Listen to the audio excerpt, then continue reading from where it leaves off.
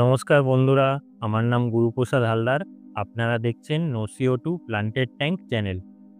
আজকে আমি আপনাদেরকে শেখাবো কিভাবে আপনারা খুব সহজেই কোনো রকমের এয়ার পাম্প বা এক্সপেন্সিভ ইকুইপমেন্ট ছাড়াই ব্রাইন শ্রিম্প এগ হ্যাচ করাতে পারবেন।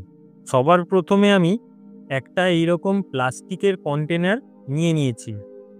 এরপর একটা প্লাস্টিকের কাপ নিয়ে একটা নিডলের সাহায্যে আমি কাপটার নিচের দিকে অনেকগুলো ফুটো করে দিলাম। ফুটোগুলো করার সময় মাথায় রাখবেন আপনাকে ভেতর থেকে বাইরের দিকে ফুটোটা করতে হবে। এখানে আপনারা দেখতেই পাচ্ছেন আমি অনেকগুলো ফুটো করে দিয়েছি। এরপর আমি পাত্রটার মধ্যে অল্প ডিক্লোরিনেটেড জল ঢেলে দিলাম। বেশি জল দেওয়ার দরকার নেই, আমি এখানে 1 ইঞ্চি জল দিয়েছি।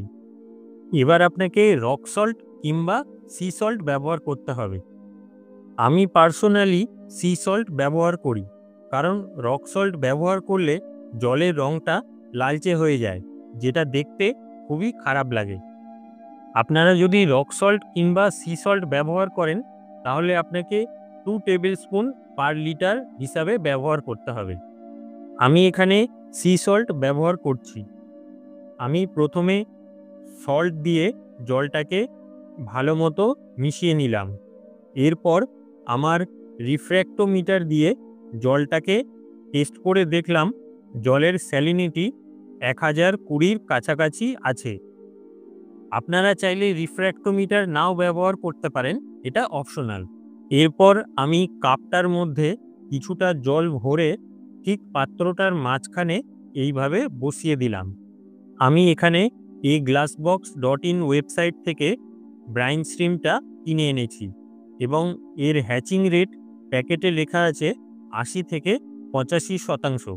আমি এখানে মোট 3 grain spoon brine shrimp egg ব্যবহার করছি। এগসগুলোকে কাপের মধ্যে ঢেলে খুব সাবধানে আস্তে আস্তে একটু নাড়িয়ে ভালো করে মিশিয়ে দিলাম। এরপর একটা অ্যাকুরিয়াম লাইট উপরে জ্বালিয়ে দিলাম। অ্যাকুরিয়াম লাইটটা কিন্তু অপশনাল, আপনারা এটা দিতেও পারেন আবার নাও দিতে পারেন। যেহেতু এখন শীতকাল, তাই টেম্পারেচার যত কম হবে তত বেশি সময় লাগবে ব্রাইন শ্রিম্প এগগুলো হ্যাচ হতে। তাই আমি এই লাইটটা ব্যবহার করছি যাতে জলটা একটু গরম থাকে। 24 ঘন্টা পর এসে দেখি প্রায় 50% ব্রাইন শ্রিম্প এগস হ্যাচ হয়ে গেছে, কিন্তু এখন আমি এগুলো কালেক্ট করব না। আরও 12 ঘন্টা পর এসে দেখি প্রায় 90% ব্রাইন শ্রিম্প এগস হ্যাচ হয়ে গেছে। আমি যেহেতু এগসগুলোকে কাপের মধ্যে রেখেছিলাম, তাই ডিমের খোসাগুলো কাপের মধ্যেই আটকে থাকবে এবং ব্রাইন শ্রিম্পগুলো ফুটোগুলো দিয়ে বেরিয়ে আসবে। ফলে আলাদা করে ব্রাইন শ্রিম্পগুলোকে তাদের এগশেলস থেকে আলাদা করতে হবে না। এবার একটা সুতির কাপড় নিয়ে সেটাকে একটা ছাঁকনির ওপর রেখে একটা ড্রপারের সাহায্যে ব্রাইন শ্রিম্পগুলো কালেক্ট করে নিলাম। এরপর জলটাকে এর ওপর দিলেই ব্রাইন শ্রিম্পগুলো উপরে আটকে যাবে এবং জলটা নিচে পড়ে যাবে।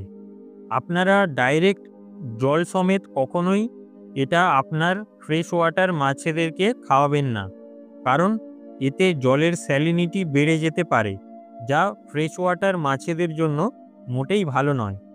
এবারে আমি কাপড়টাকে একটা গ্লাসে রাখা ফ্রেশ ওয়াটারের মধ্যে চুবিয়ে ব্রাইন শ্রিম্পগুলোকে ঢেলে দিলাম। এবার এগুলোকে আপনারা আপনাদের মাছেদেরকে খাওয়াতে পারেন। ব্রাইন শ্রিম্পের মধ্যে প্রচুর পরিমাণে প্রোটিন এবং নিউট্রিয়েন্ট থাকে, যেটা মাছের গ্রোথের জন্য খুব ভালো।